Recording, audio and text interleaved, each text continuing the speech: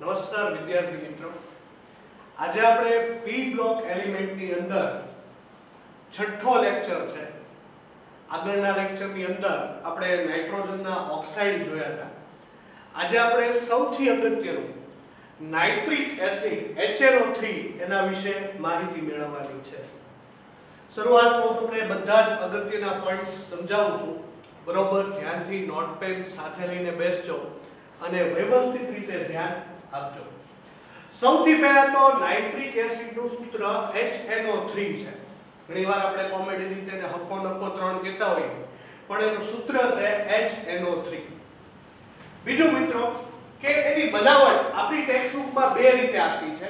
એક સામાન્ય પ્રયોગશાળાની અંદર બનાવટ છે અને બીજી પદ્ધતિ છે એનું નામ છે ઓસ્વાલ્ડની પદ્ધતિ. તો સૌથી પહેલા આપણે બનાવટ જોઈએ. પ્રયોગશાળાની અંદર કાચની વક્ર નળીમાં પોટેશિયમ નાઇટ્રેટ જેનું સૂત્ર છે KNO3 અથવા સોડિયમ નાઇટ્રેટ જેનું સૂત્ર છે NaNO3, આ બંનેમાંથી કોઈ એક લઈ તેની પ્રક્રિયા જો સાંદ્ર H2SO4 સાથે કરવામાં આવે તો આપણને નાઇટ્રિક એસિડ મળે છે. ચાલો આપણે ચેક કરીએ. આમાંથી આપણે લઈએ સોડિયમ નાઇટ્રેટ એટલે કે NaNO3. કોમેડી ભાષામાં એવું તો કહેતા નાનું 3. NaNO3 એની પ્રક્રિયા છે આપણે કોની સાથે કરશું? H2SO4. વિદ્યાર્થી મિત્રો, એક સામાન્ય અને એક સરસ મજાની ટિપ્સ આપું છું, હંમેશા યાદ રાખજો. તમારે બીજું કાંઈ નથી કરવાનું. અહીંયાથી એક H કાઢીને આમાં ભેળવી દેવાનો છે. અહીંયાથી એક H કાઢીને આમાં ભેળવી દેવાનો છે તો શું થાય? તો કે આપણો જે મેઇન હીરો છે HNO3 એ બની જાય. જો નાઇટ્રિક એસિડ બની ગયું. હવે વધારાની બાબતો આપણે છે એ દૂર કરીએ. કઈ છે? જો Na અહીંયા શું વધ્યું?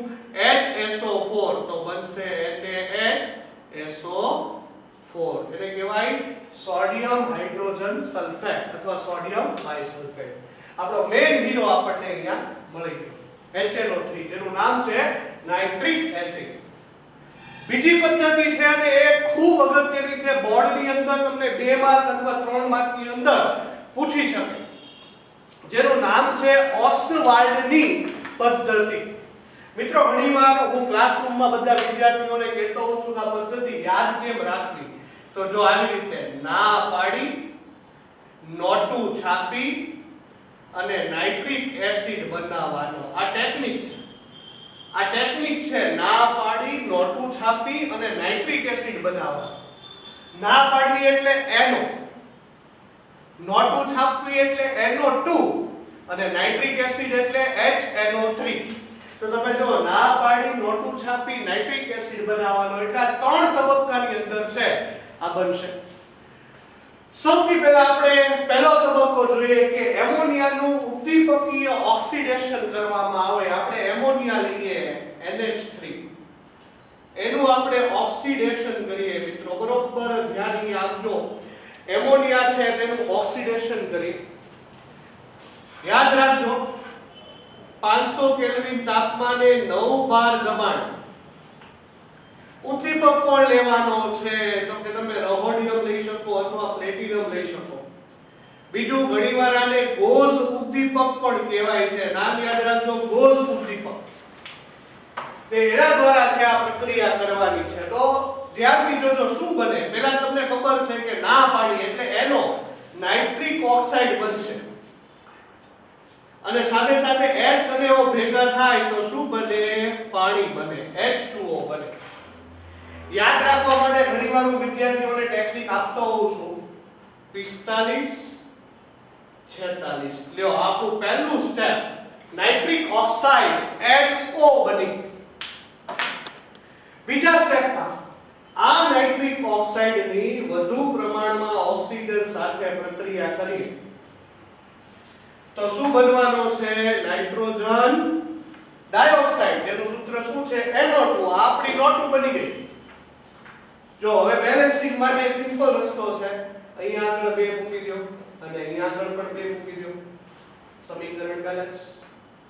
અને છેલ્લું કે આ રીતે જે નાઇટ્રોજન ડાયોક્સાઇડ ઉત્પન્ન થયો છે, આ રીતે જે NO2 ઉત્પન્ન થયો છે, આ NO2 ને જો પણ સાંભળજો, આ NO2 ને પાણીમાં આપણે દ્રાવ્ય કરી દઈએ તો શું બનશે? તો કે આપણો મેઇન હીરો નાઇટ્રિક એસિડ અને નાઇટ્રિક ઓક્સાઇડ બનશે.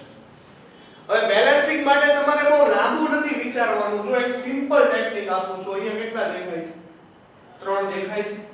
ચાલો અહીંયા આગળ 3 મૂકી દો, અહીંયા આગળ 3 મૂકી દો. હાઇડ્રોજન અહીંયા 2 દેખાય છે, અહીંયા આગળ 2 મૂકી દો. જો જોવો જોઈએ તમારું સમીકરણ છે એ બેલેન્સ જોઈ લો. ઓક્સિજન જોઈ લો 3 દુ 6 ને 1 7, 3 દુ 6 ને 1 7. સમીકરણ બેલેન્સ અને આપણો મેઇન હીરો નાઇટ્રિક ઓક્સાઇડ આપણને મળી ગયો. તો મિત્રો આ હતી બનાવટ, પ્રયોગશાળાની બનાવટ અને ઓસ્વાલ્ડની પદ્ધતિ. ખૂબ સહેલી છે, યાદ રાખજો, ભૂલાઈ ન જાય. ઓસ્વાલ્ડની પદ્ધતિ યાદ રાખવાની ટેકનિક, ના પાડી, નોટું છાપી, નાઇટ્રિક એસિડ બનાવવાનો. હવે આગળ વધીએ. જો નાઇટ્રિક એસિડ છે, માની લો કે આપણે લેબોરેટરીની અંદર વાત કરીએ તો નિસ્યંદન દ્વારા બનાવવામાં આવે તો 68% દળથી. મારે એક વાત યાદ રાખજો, JEE નીટ માટે પણ નોંધ કરજો, હંમેશા કોઈ પણ લેબોરેટરીની અંદર જે નાઇટ્રિક એસિડ હોય છે એ 68% જ સાંદ્ર હોય છે. આ વસ્તુ ભૂલતા નહીં. અને જો H2SO4 ના નિર્જલીકરણ દ્વારા આપણે મેળવીએ તો ખૂબ જ વધારે સાંદ્ર 98% દળવાળો નાઇટ્રિક એસિડ મળે છે. ખૂબ જ વધુ પ્રમાણમાં સાંદ્ર હોય છે. તો આ બંને નાઇટ્રિક એસિડ 68% દળવાળો, 98% દળવાળો પ્રયોગશાળાની અંદર તમને જોવા પણ મળશે અને માર્કેટમાં પણ તમને જોવા મળશે. હવે આગળ વધીએ. બનાવટ ભણ્યા, એના વિશે સામાન્ય માહિતી ભણ્યા. હવે આપણે ભૌતિક ગુણધર્મો. ભૌતિક ગુણધર્મોની અંદર સૌથી પહેલા તો નાઇટ્રિક એસિડ છે એ રંગવિહીન પ્રવાહી છે. એનો કોઈ રંગ નથી, તમને પાણી જેવો જ લાગે. આગળ વધીએ. પ્રયોગશાળામાં જેમ કે તમને હમણાં વાત કરી કે હંમેશા 68% દળ ધરાવતો છે એ નાઇટ્રિક એસિડ જોવા મળે. એની વિશિષ્ટ ઘનતા એ 1.504 છે. આ બધી આંકડાકીય માહિતી છે અને ખૂબ જ અગત્યની માહિતી કે તેનો અણુ આકાર છે એ કેવો છે? સમતલીય છે. મેં અહીંયા આગળ એનો અણુ આકાર દોર્યો છે. જુદી જુદી બંધ લંબાઈ પણ દર્શાવી છે અને બંધ કોણે દર્શાવ્યા છે. એકવાર જોઈ લો. તો મિત્રો આ વાત હતી નાઇટ્રિક એસિડના ભૌતિક ગુણધર્મો. આ સવાલ તમને ઉપયોગો છે 2 માર્કમાં પૂછે, ભૌતિક ગુણધર્મો 2 માર્કમાં પૂછી શકે, બનાવટ છે 2 થી 3 માર્કમાં બંને પૂછી શકે. આગળ વધીએ ઉપયોગો તરફ. સૌથી પહેલો ઉપયોગ તો ખાતરો છે, વિસ્ફોટકો છે, પાયરોટેક્ટિક્સ. આ શબ્દ તમે ઘણીવાર નવો જાણતા હશો. પાયરોટેક્ટિક્સ તમે કદાચ આતાશબાજી જોઈ હશે. દિવાળીની અંદર જે હવામાં ઉપર જે ફટાકડા ફૂટે છે એમાં જે ટેક્નિક્સ બધી વપરાય છે એને પાયરોટેક્ટિક્સ કહેવાય. તો યાદ રાખજો કે ખાતરો બનાવવા, વિસ્ફોટકો બનાવવા અને પાયરોટેક્ટિક્સની અંદર આ નાઇટ્રિક એસિડ વપરાય. પછી નાઇટ્રોગ્લિસરીન અને TNT જેવા સંયોજનો. TNT નામ પહેલી વાર તમે સાંભળ્યું હશે, ટ્રાઈ નાઇટ્રોટોલ્યુઇન. હંમેશા યાદ રાખજો એ બનાવવા માટે પણ HNO3 વપરાય. આપણે બનાવવા નથી જવાનું, ખાલી યાદ રાખવાનું છે. આગળ વધીએ. સ્ટેનલેસ સ્ટીલના એસિડિક ઉપચારમાં. જ્યારે સ્ટેનલેસ સ્ટીલનું નિર્માણ થતું હોય ત્યારે એની અંદરથી અમુક અશુદ્ધિઓ દૂર કરવા માટે પણ એનો ઉપયોગ થાય છે. ખાસ કરીને ધાતુના નિક્ષારણમાં અને રોકેટ બળતણમાં. ધાતુનું નિક્ષારણ એટલે શું? ઘણીવાર ઇન્ડસ્ટ્રીઓની અંદર મશીનરીમાં કાટ લાગી ગયા હોય તો એને દૂર કરવા માટે જે લિક્વિડ વપરાય એ પણ HNO3 હોય છે. તો ધાતુના નિક્ષારણમાં અને રોકેટ બળતણની અંદર ઓક્સિડેશન કરતા તરીકે નાઇટ્રિક ઓક્સાઇડ વપરાય છે, HNO3 વપરાય છે. આ વસ્તુ ભૂલતા નહીં, એ ઓક્સિડેશન કરતા છે. આ શબ્દ નોટ કરજો. હંમેશા બધા એસિડ મોટા ભાગે ઓક્સિડેશન કરતા જ હોય. તો આ હતા એના ઉપયોગો જે તમને 2 માર્કમાં પૂછી શકે. હવે આપણે જે વાત કરવાની છે HNO3 ના રાસાયણિક ગુણધર્મો. મેં તમને વાત કરી હતી કે આવા તો કેટલા બધા સંયોજનોના રાસાયણિક ગુણધર્મો હોય. ત્યારે તમે એક્ઝામ દેવા જાઓ ત્યારે એક નજર એના ઉપર મારતા જવાની. હું એમ નથી કહેતો કે એટલા બધા સમીકરણ તમે ગોખો, પણ એક નજર છે એના ઉપર મારતા જવાની, સમજતા જવાનું, ચાર્ટ્સ દોરી નાખો તો તમને વાંચવામાં સરળતા પડશે. સૌથી પહેલો રાસાયણિક ગુણધર્મ છે પ્રબળ એસિડ. હવે જો નામ આવ્યું પ્રબળ એસિડ કે તમને ખબર પડી જાય કે જલીય દ્રાવણમાં હાઇડ્રોનિયમ આયન બનાવે. બોર્ડ ઉપર હું એક સૂત્ર લખું છું HNO3. ચાલો એનું આપણે જલીય દ્રાવણ બનાવીએ એટલે એની કોની સાથે પ્રક્રિયા કરીએ? પાણી સાથે પ્રક્રિયા. હવે જો તમને બધાને ખબર છે 10મા ધોરણની અંદર તમે ભણીને આવ્યા છો કે એસિડ હંમેશા પ્રોટોન દાતા હોય. પછી એવું ન કહેતા સાહેબ તમારી વાત હતી બેઝ ભિખારી હોય. એસિડ હંમેશા પ્રોટોન ગુમાવે. અહીંયાથી પ્રોટોન જાય H+ આની અંદર ભળે તો બની જાય H3O+. વધ્યું કોણ? તો કે NO3- આને કહેવાય નાઇટ્રેટ આયન, આને કહેવાય હાઇડ્રોનિયમ આયન. તો હંમેશા મિત્રો યાદ રાખજો કે આ પ્રબળ એસિડ છે. મેં તમને હમણાં જ કીધું કે કોઈ બી એસિડ હોય ને હંમેશા પ્રોટોન દાતા જ હોય એટલે આપણે ગોખવાની જરૂર નથી કે પ્રબળ એસિડ. આપણી બુકમાં આપ્યું છે, આપણે સમજી લીધું. આગળ વધીએ.